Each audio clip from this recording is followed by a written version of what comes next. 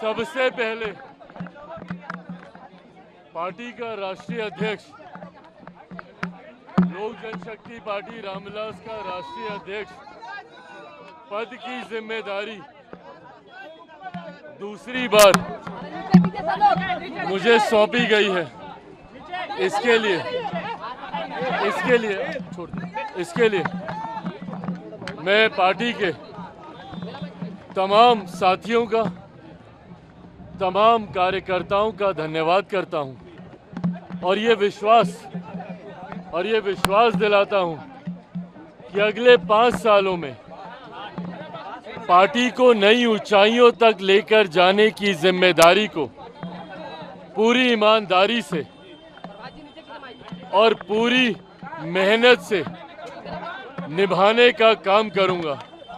ये पार्टी मेरे नेता, मेरे पिता आदरणीय रामविलास पासवान जी के विचारों पर चलने वाली पार्टी है, उनके सिद्धांतों पर चलने वाली पार्टी है।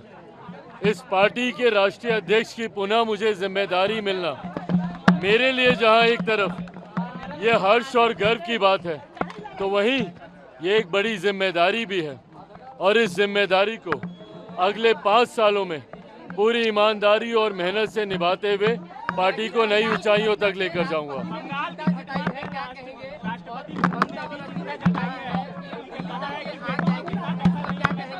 नहीं, बिल्कुल ये चिंता का विषय है।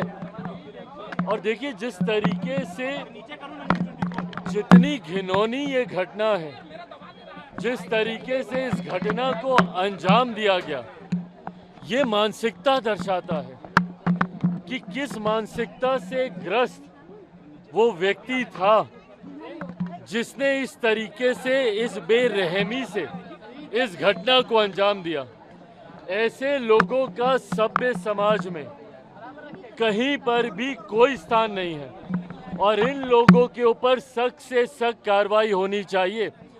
हमारी देश की राष्ट्रपति मां महिम तक जब खुद ऐसी घटना के ऊपर चिंता व्यक्त करती हैं, तो ऐसे में उन सरकारों की जिम्मेदारी बढ़ जाती है जिन सरकारों में इस तरीके की घटना को अंजाम दिया जाता है। और ये भी समझने की जरूरत है कि भाई, जिस व्यक्ति ने इस घटना को अंजाम दिया वो व्यक्ति कहीं ना कहीं सरकारी व्यवस्था का हिस्सा बना हुआ था, जिसकी वजह से उसे इजी एक्सेस था सरकारी डिपार्टमेंट्स में आने जाने का।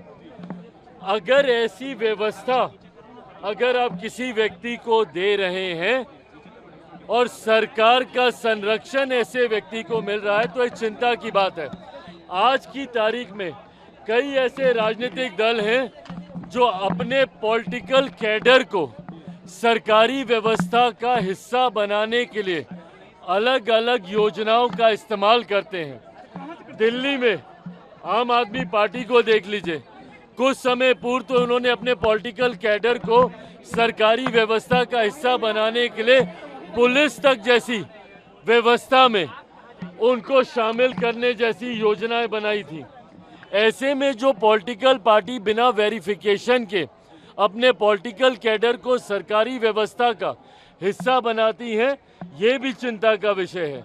ऐसे में जिस घटना को अंजाम बंगाल में दिया गया, वो भी कहीं ना कहीं पॉलिटिकल कैडर एक सरकारी व्यवस्था का हिस्सा बनने की सोच के साथ ही वो आगे आ रहा था, जो पूरी तरीके से आने वाले दिनों में बहुत ज़्यादा नुकसानदायक हो सकता है।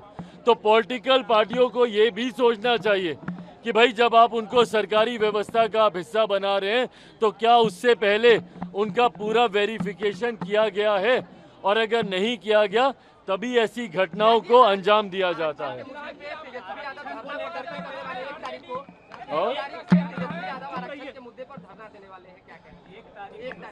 किस बात को लेकर धरना देने वाले हैं?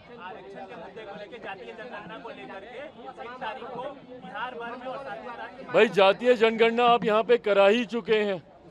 आरक्षण को लेकर जितनी बातें थी, ये हमारे प्रधानमंत्री आदरणीय नरेंद्र मोदी जी स्पष्ट तौर से कह चुके हैं कि आरक्षण के जो प्रावधान डॉक्टर बाबा साहेब भीमराव अंबेडकर ने बनाए थे, उन प्रावधानों के साथ कहीं कोई छेड़छाड़ नहीं की जाएगी।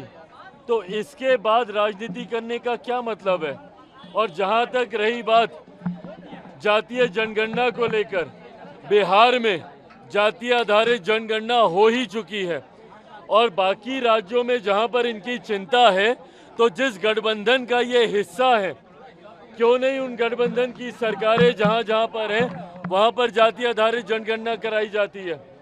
क्यों नहीं जहां पे इंडिया अलायंस की सरकारें हैं, जहां पर कांग्रेस की सरकारें हैं या इनके समर्थन वाली सरकारें हैं, क्यों नहीं वहां पे जातीय आधारित जनगणना ये लोग कराते हैं? तो उसके लिए बिहार में धरना देकर क्या मतलब है? आप कहेंगे कुछ, करेंगे कुछ और बिना मतलब इन बातों पर राजनीति करेंगे, ये उचित बात नहीं है। अगर बंगाल चलेगा तो आसाम, बिहार और दिल्ली भी चलेगा। ममता बनर्जी कह रही है कि अगर बंगाल चलेगा तो आसाम, बिहार और दिल्ली भी चलेगी। ऐसे शब्द एक राज्य के मुख्यमंत्री को शोभा नहीं देते।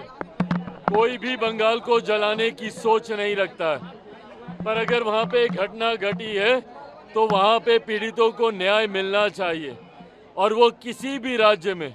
मैं इस बात का पक्षधर हूं, देश के किसी एक भी कोने में महिलाओं के साथ अगर इस तरीके की घटना घटती है तो जल्द से जल्द दोषियों पर कड़ी से कड़ी कार्रवाई होनी चाहिए। पर अगर आप उस बात का उदाहरण लेकर देश को जलाने की सोच अगर कोई राज्य का मुख्यमंत्री रखता है तो इससे ज्यादा शर्मनाक और कोई बात नहीं हो सकती।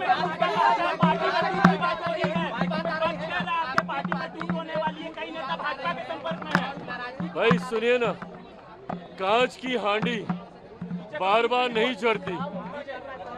ये जो सोच ये लोग रखते हैं ना कि भैया बार बार एक ही पैंतरा आजमा लिया जाएगा, मेरे पार्टी के सांसद खुद इस बात का स्पष्टीकरण दे चुके हैं। हर कार्यक्रम में मुझे राष्ट्रीय अध्यक्ष चुने जाने पर भी उन्हीं लोगों की सहमति थी। तो जो लोग सोचते हैं कि भैया इस तरीके की सोच या इस तरीके के र्यूमर्स को हवा देकर चिराग पासवान को डरा लिया जाएगा, ये कांच की हांडी बार बार नहीं चढ़ेगी। ये जो सोच है, जो मंशा है चिराग पासवान या लोक जनशक्ति पार्टी रामविलास के बढ़ते प्रभाव को इस तरीके के र्यूमर से डराकर रोक लेने की, विपक्ष की ये सोच कभी धरातल पर नहीं उतरेगी।